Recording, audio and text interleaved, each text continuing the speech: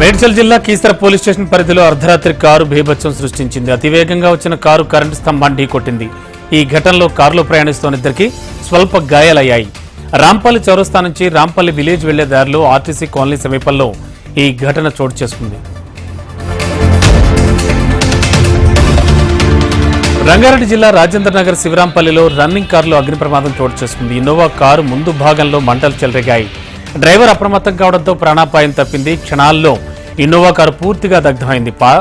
Short సర్క్యూట్తోనే ఈ కారులో మంటలు వ్యాపించినట్లుగా అధికారులు వెల్లడించారు.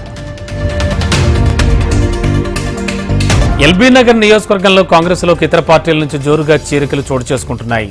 ముద్దగోని రామ్మోహన్ గౌడ్ ఆధ్వర్యంలో పెద్ద ఎత్తున ఈ కార్యకర్తలు కాంగ్రెస్ పార్టీలో జాయిన్ అయ్యారు. మల్కాజ్గిరి పార్లమెంట్ అభ్యర్థి సునీత మహేందర్ రెడ్డి కండువా కప్పి వాళ్లందరినీ పార్టీలోకి ఆహ్వానించారు.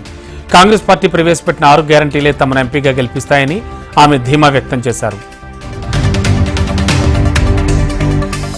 మాదాపూర్ హైటెక్ సిటీలో నూతనంగా యోధా డయాగ్నోస్టిక్ సెంటర్ ప్రారంభమైంది. సినీ నటుడు పద్మవిభూషణ్ మెగాస్టార్ చిరంజీవి, మంత్రి దామోదర రాజనరసింహ, యోధా గ్రూప్ చైర్మన్ కంచర్ల సుధాకర్ ఈ ఓపెనింగ్ కార్యక్రమంలో పాల్గొన్నారు.